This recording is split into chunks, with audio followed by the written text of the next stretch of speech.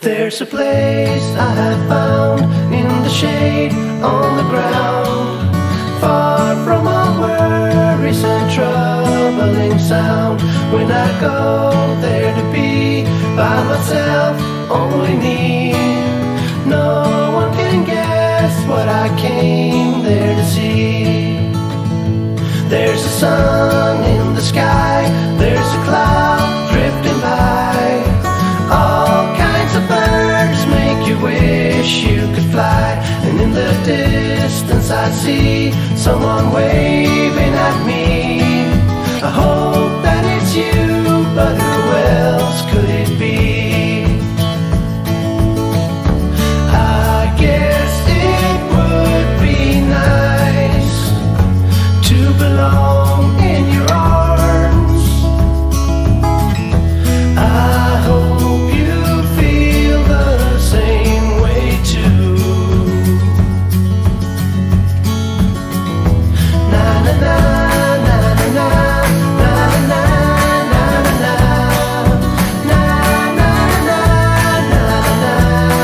na. Assalamualaikum warahmatullahi wabarakatuh.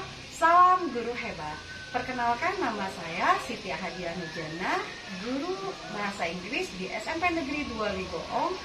Saya adalah CGP angkatan ke-7 dari Kabupaten Garut, Jawa Barat.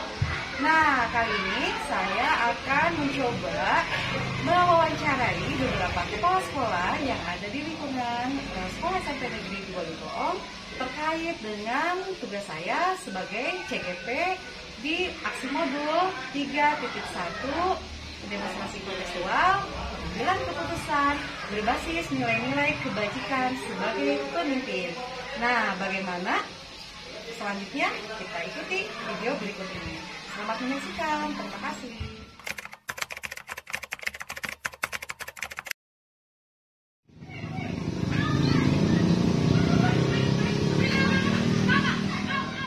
Bapak gimana kabarnya, sehat? Alhamdulillah biasa kan Ya. biasa. Ya gini Bapak, kemarin saya udah hubungi Bapak. Alhamdulillah pada kesempatan ini Bapak bersedia untuk bincang-bincang sebentar bersama saya. Ya, kali ini diskusi yang akan kita bahas yaitu pengambilan keputusan berbasis nilai-nilai kebajikan Bapak sebagai pemimpin. Nah, sebelum kita melanjutkan diskusi kita, mungkin Bapak berkenan untuk memperkenalkan diri, silakan. Ya. Bismillahirrahmanirrahim. Assalamualaikum warahmatullahi wabarakatuh.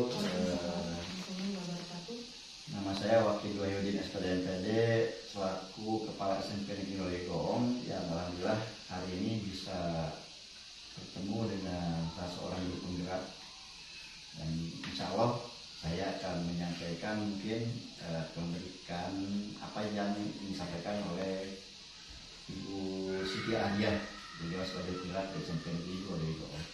Ya, baik Bapak, ini langsung aja ya Pak ya. Nah, ini yang ingin saya tanyakan nih. Pertama, selama ini bagaimana Bapak dapat mengidentifikasi kasus-kasus yang merupakan dilema etika atau bujukan moral?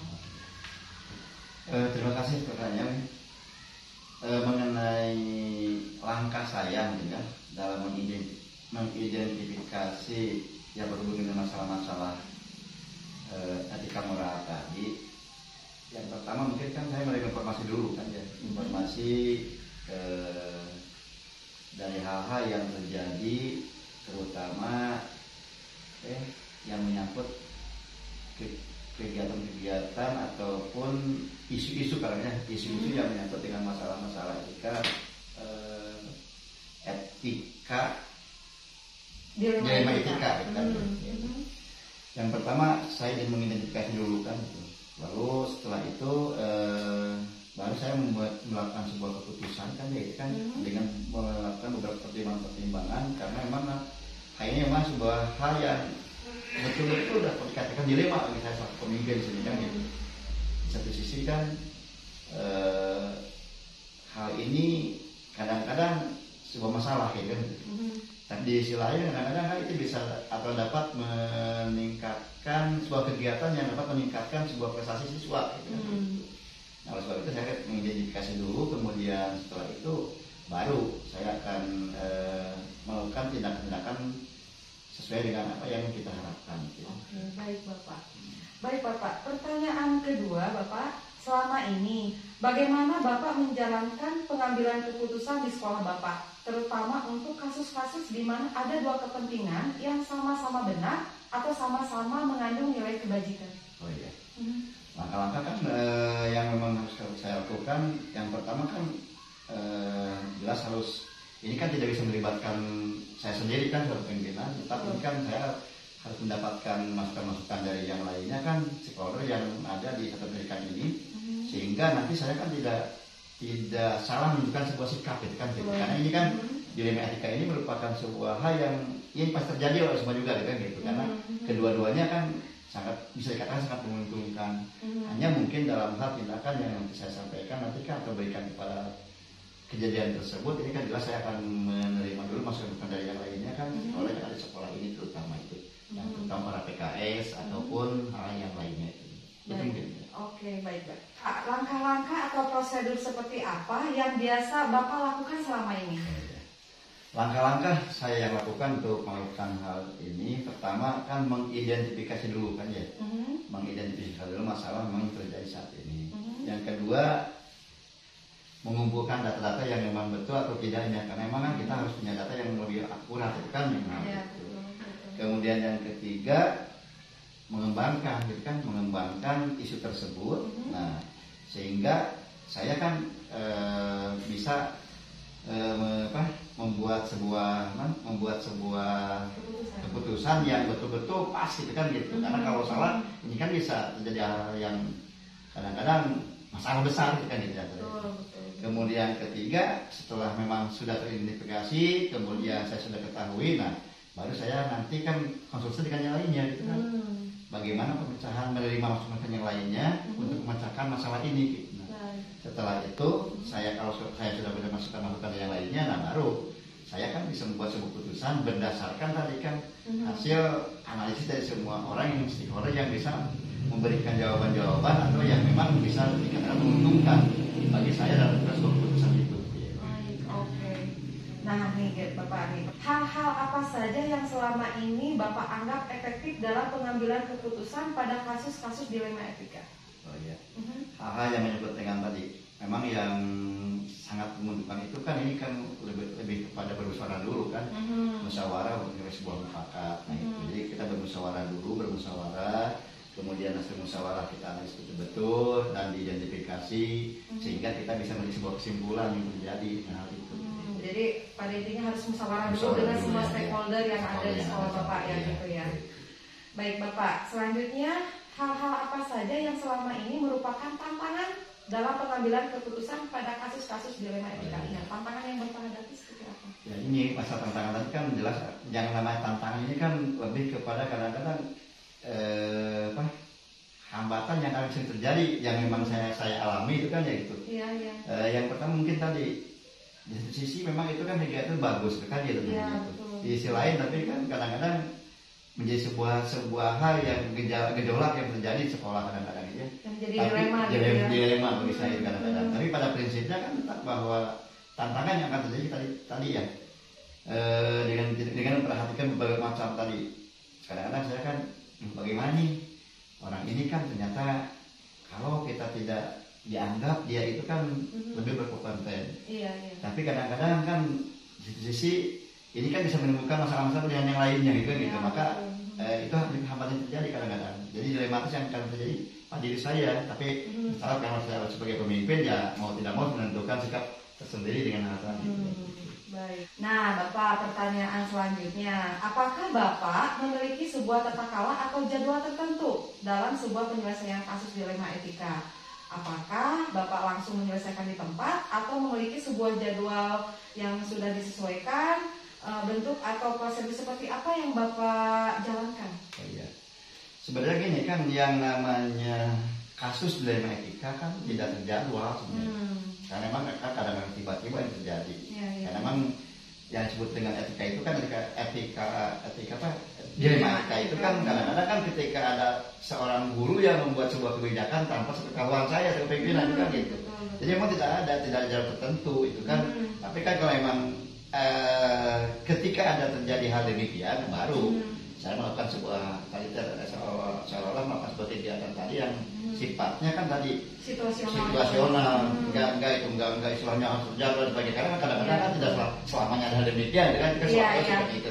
Tapi pasti ada itu kan gitu, pasti ada yang disebut dengan jalannya etika gitu kan. Tapi kan memang tidak terus menerus enggak, makanya saya terganggu dengan hal itu. Jadi seolah sifat spontanitas kalau memang terjadi tadi gitu. Ada hal yang demikian gitu kan. Oke, baik Bapak. Nah, pertanyaan selanjutnya nih, adakah seseorang atau faktor-faktor apa yang selama ini mempermudah atau membantu Bapak dalam pengambilan keputusan dalam kasus-kasus dilema etika? Jelas bukan ya? Di awal saya sampaikan tadi kan bahwa memang yang menjadi faktor pendukung ya, atau ya faktor pendukung saya menentukan sebuah kebijakan tadi stakeholder yang ada di satu pendidikan tadi, dari peserta atau mungkin di para PKS yang lainnya ini kan, maka saya kan sekarang minta saran bagaimana ini menentukan hal ini gitu kan. Takut saya kan membuat sebuah kebijakan yang salah, karena ini kan yang namanya dilema etika kan tadilah di satu sisi menguntungkan, jadi saya kadang-kadang seolah-olah kan bisa memberikan kebijakan yang lainnya gitu ya. Memang tidak ada, atau istilahnya banyak orang-orang yang saya dipinta masukannya itu kan ya, kita ingin menentukan sebuah kebijakan tadi. Iya, betul. Nah nih Bapak, pertanyaan terakhir nih, dari semua hal yang telah Bapak sampaikan, pembelajaran apa yang dapat Bapak petik dari pengalaman Bapak mengambil keputusan dilema etika? Ya, yang pertama tadi kan saya menyampaikan adanya mengidentifikasi dulu pertama ya. Yang kedua ada sebuah keterbukaan lah. Memang supaya perlu ada sebuah keterbukaan dengan sifat yang lainnya gitu kan gitu. Jangan tertutup gitu kan gitu. Insya Allah kalau memang ada sebuah keterbukaan, apapun masalah yang terjadi bisa selesai dengan baik gitu. Jadi ada keterbukaan, kerjasama dengan lainnya. Kita kan tidak bisa meskipun kita sebagai pimpinan kan tidak bisa seolah kita tingkat kerja kita lebih diutamakan dalam hal ini. Karena memang ini kan yang namanya dilema etika ini kan saya sampaikan berulang-ulang ini kan pertama kan bisa menguntungkan gitu kan gitu. Tapi kan dalam menguntungkan inilah sistem tercari yang kadang-kadang bisa memberikan yang lainnya gitu. Memang yang tadi disampaikan oleh Ibu tadi tentang masalah tentang masalah yang menyangkut dengan masalah pengambilan keputusan, jelas ini kan perlunya ada sebuah keterbukaan kan ya, keterbukaan, kemudian kerjasama dan bahkan pendekatan-pendekatan yang lebih bersifat nurani lah, ya supaya tadi kita bisa menyelesaikan apa yang disebut dengan dilema etika tadi. Itu mungkin saya sampaikan. Terima kasih Bapak atas kesempatan yang sudah diberikan. Mudah-mudahan saya bisa belajar banyak nih dari Bapak gitu. Dengan diskusi yang saya barusan ini, saya sudah bisa mengambil keputusan, bisa mengambil hikmahnya. Dan terima kasih Bapak atas waktunya. Semoga Bapak sehat selalu. Pengalaman kan sebuah pengalaman yang memang mungkin pernah saya lakukan juga gitu. Dan mohon maaf kalau menjawabnya kurang, mungkin ada kurang-kurang. Oke, terima kasih Bapak.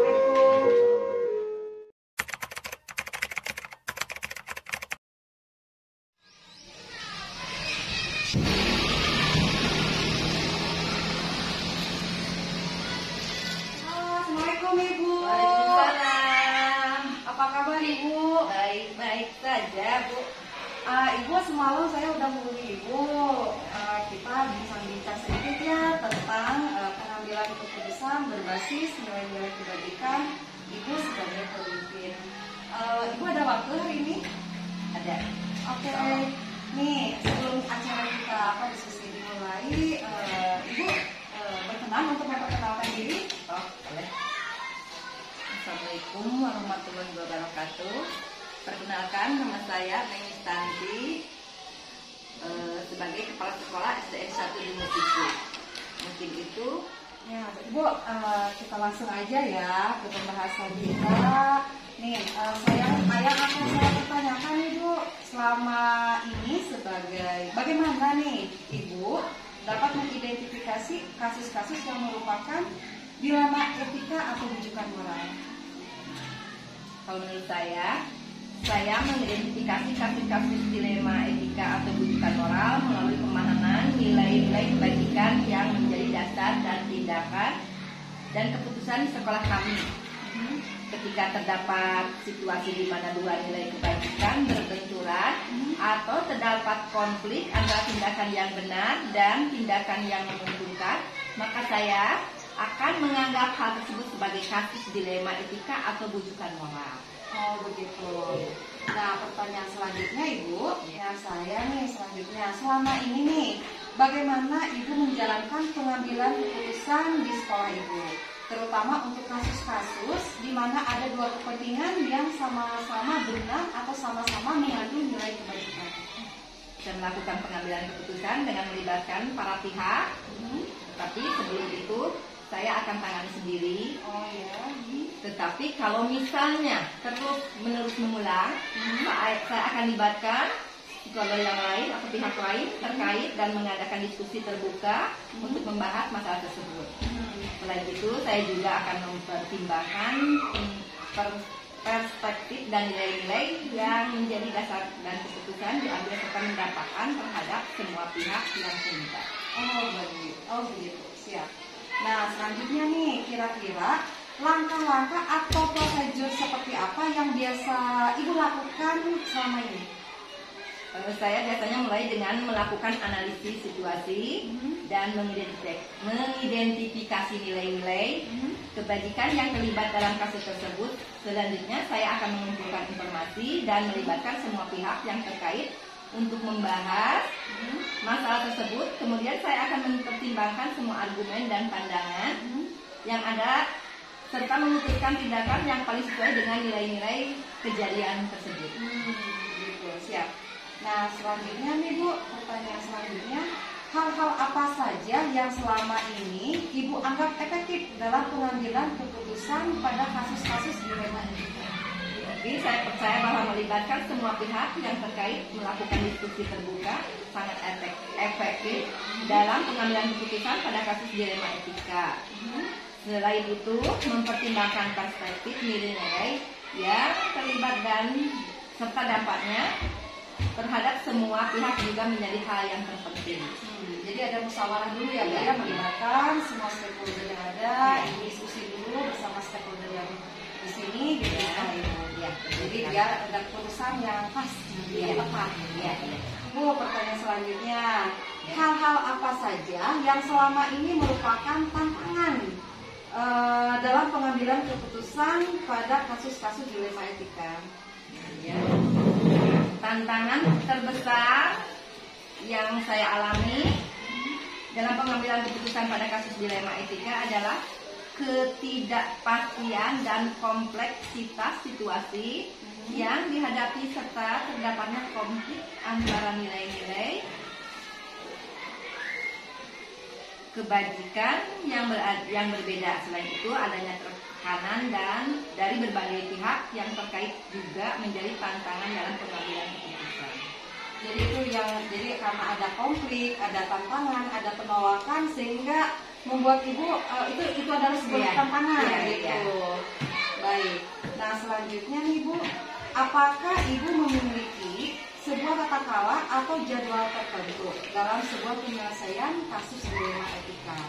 Apakah Ibu langsung menyelesaikannya di tempat atau memiliki sebuah jadwal untuk menyelesaikannya?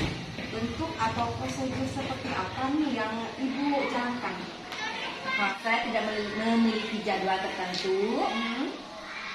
Dalam menyelesaikan kasus dilema etika, saya akan memprioritaskan penyelesaian masalah tersebut secepat mungkin.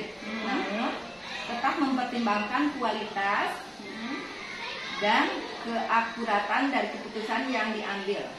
Proses pengambilan keputusan ini biasanya dilakukan dengan berbagai tahapan seperti analisis situasi, pengumpulan informasi, diskusi terbuka dengan pihak terkait, dan mempertimbangkan nilai-nilai kebajikan yang ada. Saya akan menyelesaikan kasus dilema etika adalah memastikan bahwa keputusan yang diambil telah dipertimbangkan dengan matang dan berdasarkan nilai-nilai kebajikan yang dipegang. Jadi Ibu tidak punya jadwal tertentu, jadi Ibu akan sesegera mungkin menyelesaikan kasus yang ada, masalah yang ada, gitu. Jadi situasional ya sifatnya ya. Oke, baik. Nah Ibu, pertanyaan selanjutnya, adakah seseorang atau faktor-faktor apa yang selama ini mempermudah atau membantu Ibu dalam pengambilan keputusan dalam kasus-kasus dilema etika ini? Saya percaya bahwa melibatkan pihak-pihak terkait dan berdiskusi terbuka sangat membantu sekali dalam mengambil keputusan pada kasus dilema etika. Selain itu, referensi atau panduan dari organisasi-organisasi pendidikan atau organisasi juga dapat menjadi sumber informasi dan panduan dalam menghadapi kasus dilema etika ini. Oke, jadi Ibu melibatkan semua pihak, gitu, selain guru-guru di sini mungkin, stakeholder, komite, gitu ya Bu ya, dilibatkan, terus organisasi di sekitar sekolah ini, terutama organisasi PGRI mungkin ya Bu ya, yang sering diskusi mungkin gitu, dengan pihak lain gitu. Oke. Nah ini Bu, pertanyaan terakhir nih. Ya. Dari semua hal yang telah disampaikan tadi, pembelajaran apa yang bisa Ibu petik dari pengalaman Ibu dalam pengambilan keputusan dari dilema etika ini? Pengalaman saya dalam mengambil keputusan dilema etika menunjukkan bahwa pentingnya pertimbangan nilai-nilai kebaikan dan perspektif dari semua pihak yang terlibat di dalam kasus tersebut. Diskusi terbuka dan transparan juga sangat membantu dalam mencapai keputusan yang tepat dan bermanfaat. Selain itu, memahami prinsip-prinsip etika dan moralitas yang menjadi dasar dari tindakan dan keputusan di sekolah juga sangat penting dalam menghadapi kasus etika ini. Jadi yang penting transparansi gitu ya, keterbukaan gitu ya. Baik Ibu, terima kasih banyak atas waktunya. Ibu meluangkan waktu bisa menerima saya di sini. Semoga Ibu sehat selalu. Amin. Dan ya, terima kasih Ibu. Assalamualaikum. Waalaikumsalam.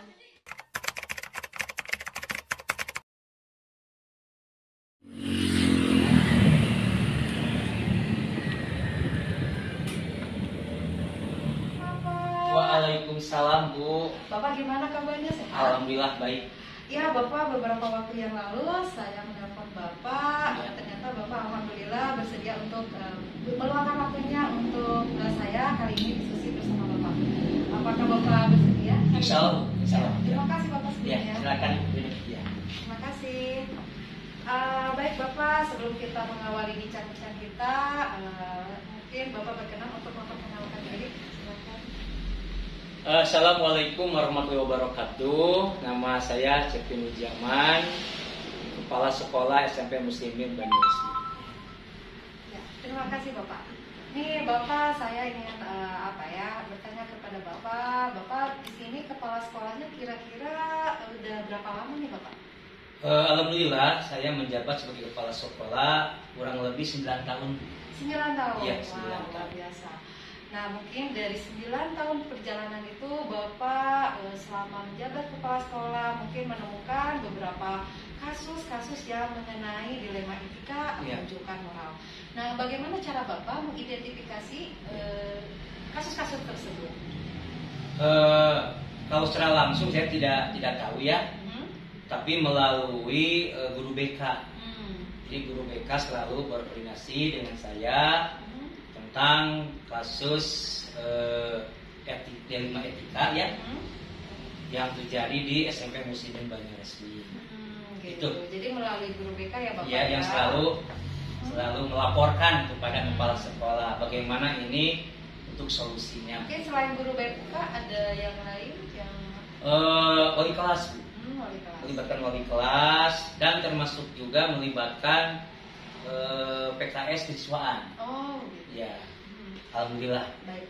Pak, selama ini bagaimana Bapak menjalankan pengambilan keputusan di sekolah Bapak, terutama untuk kasus-kasus di mana ada dua kepentingan yang sama-sama benar dan atau sama-sama mengandung nilai-nilai kebajikan. Oh iya ya.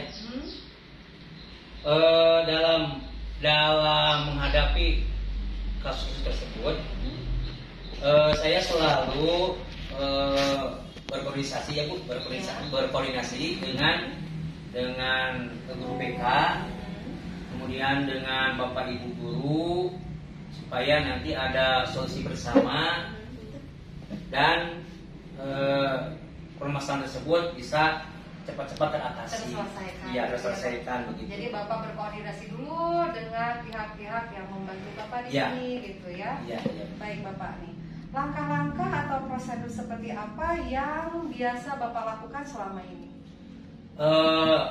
Prosedur yang saya lakukan yang pertama, saya memahami dulu ya Bu, memahami dulu kasus yang terjadi tersebut. Kemudian yang kedua, saya berdiskusi dengan guru BK atau dengan Bapak Ibu guru. Bila perlu dengan yayasan pun saya berdiskusi ya.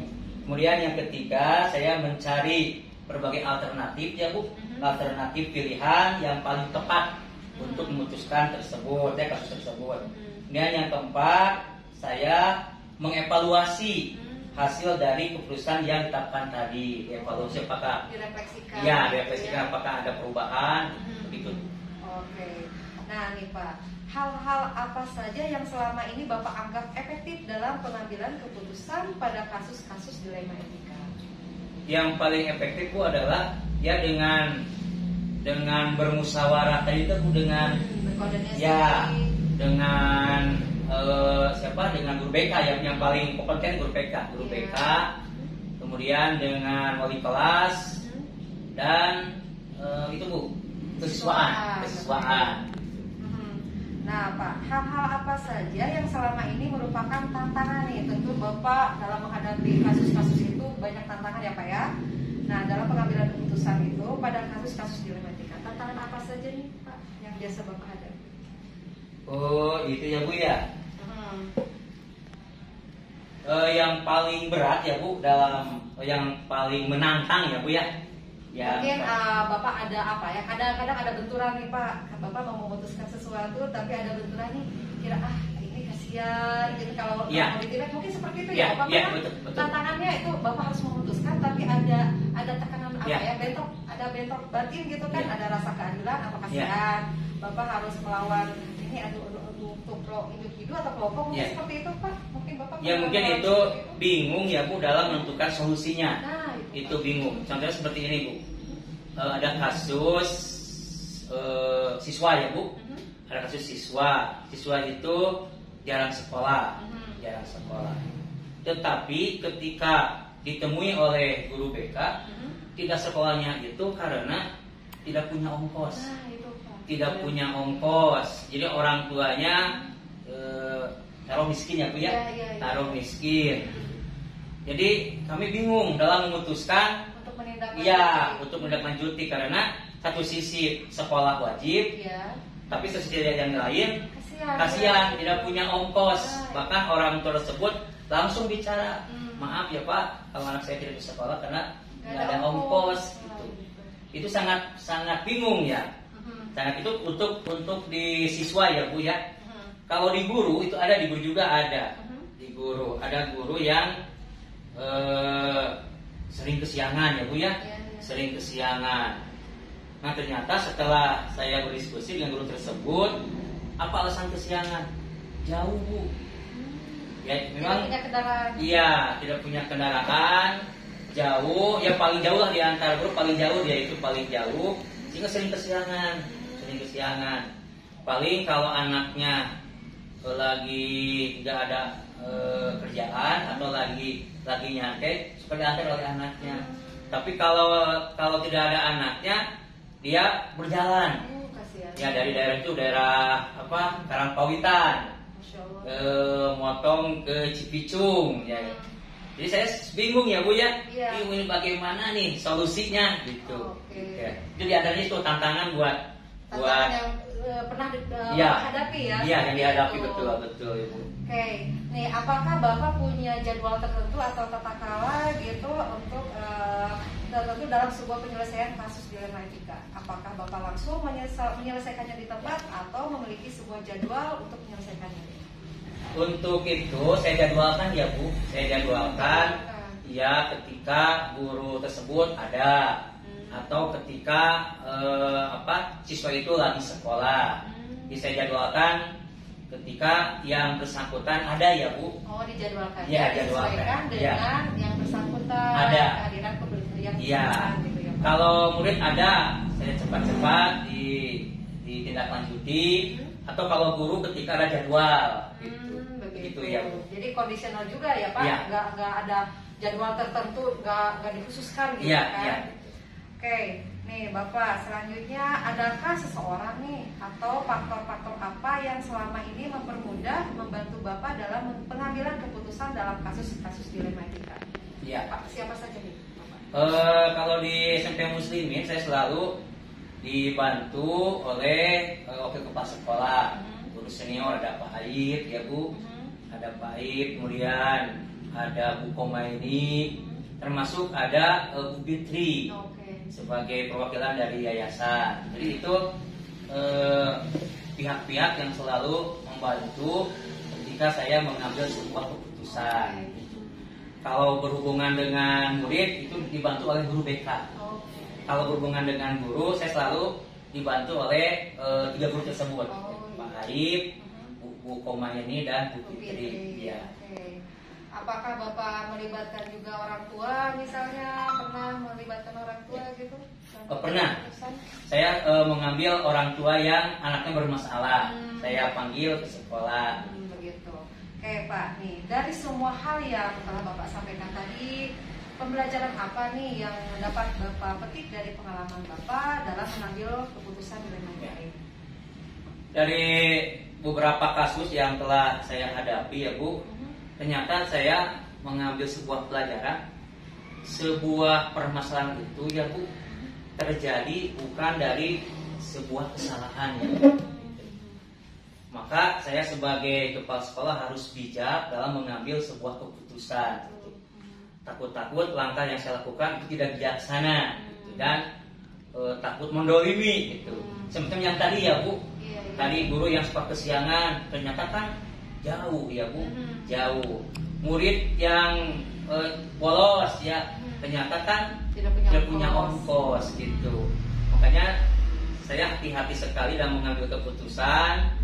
Kemudian saya meminta masukan dari beberapa guru yang tadi, dan alhamdulillah bisa diatasi, ya bisa diselesaikan. Tentunya dengan kerjasama, Iya. koordinasi dengan semua pihak yang terlibat ya Bapak Iya, ya, alhamdulillah. dengan orang-orang yang selama ini membantu Bapak di belakang Bapak gitu. Iya, alhamdulillah. Baik Bapak, terima kasih atas bincang-bincangnya.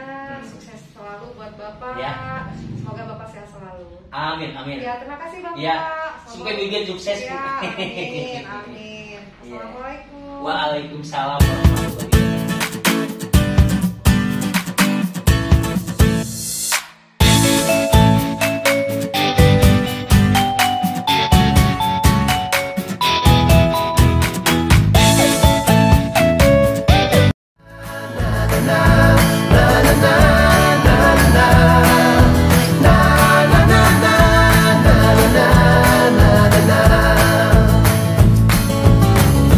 I guess it would be nice to belong in your arms.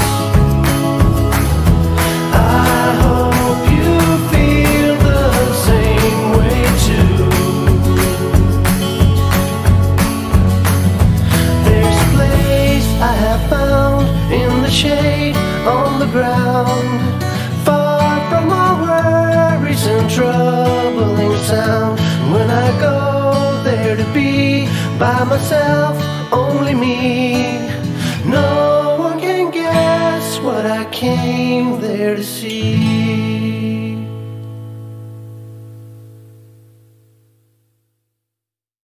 There's a place I have found in the shade on the ground, far from all worries and troubling sound. When I go there to be by myself, only me, no one can guess what I came there to see. There's a sun in the sky, there's a cloud drifting by, all kinds of birds make you wish you could fly. And in the distance I see someone waving at me. I hope that it's you, but who else could it be? I guess it would